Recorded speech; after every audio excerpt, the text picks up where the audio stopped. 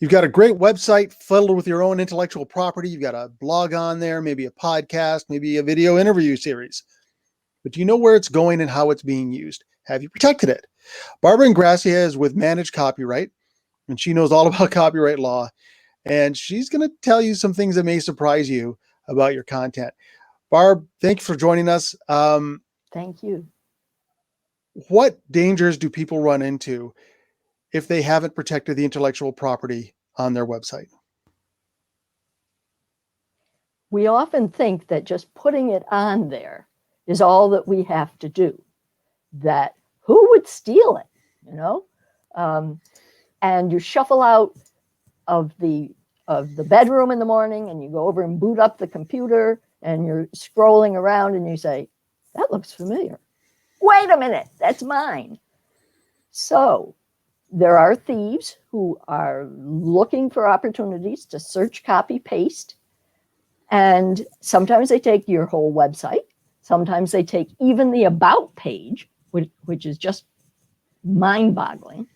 So there need to be some things in there to tell people, stop, this is mine. Don't even think about taking it. So there are some contractual things beyond copyright that can have your legal ducks all in a row in the back. So for example, in your footer, you want to have terms and conditions. That tells the visitor to your website what they can and cannot do. You want to have a privacy policy, which is pretty much a standard requirement around the world. Especially the EU has a very strong policy. And so I recommend people use their strong language.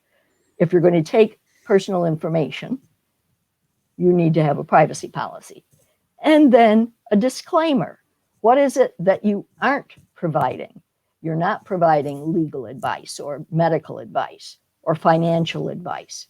So those things are important indicators that that you are on the mark about your website. The idea that someone could just say, oh, well, I don't see any of those terms and conditions does happen. I know of someone who had her website redesigned and new pictures, new text, the whole 9 yards. Well, those terms, policies, didn't come over to the new site. Someone took her stuff from her site and she didn't have a legal leg to stand on because there wasn't anything there telling the person that they could not take her content. So we're obviously, people aren't signing contracts to look at websites, and that's not necessary. It's as simple as language at the bottom that says, you can't, for example, use my blog and resell it, right? Only I have the right to sell that. And also, if you have an opinion page, you can say, look, I'm not giving you legal advice, even though I've written something about the law. I'm not giving you medical advice, even though I've written something about COVID. So, don't come looking to me if you do something stupid after reading this. Exactly. Yes. Those terms and conditions, all of that stuff can look like legalese, blah, but it's important stuff.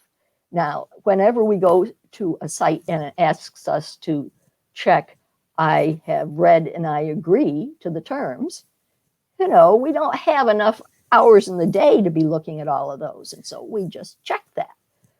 Those are binding contracts. So it's good to at least look at what you are allowed to do and what you aren't allowed to do. But it does get long and legally, but those are the things that are most important for you to look for. Yeah, the long and legal ones, I think we all know, are designed for you not to read, to just click and go on, but it protects the person in them. But, for most people's blog, podcast, things like that, it's simply a matter of even putting in the footer, these are the things you can and can't do with this. This is what I'm not responsible for. Correct. And with blogs that are often the victims of theft, I would suggest that the person who wants to use that content provide a link. That doesn't get into a copyright issue or a contractual issue. You know, maybe have a couple of sentences introducing why you would want to read this particular blog, and make sure that it links then to the author. Right. And that's as simple as, if you are using this material, link back to this page.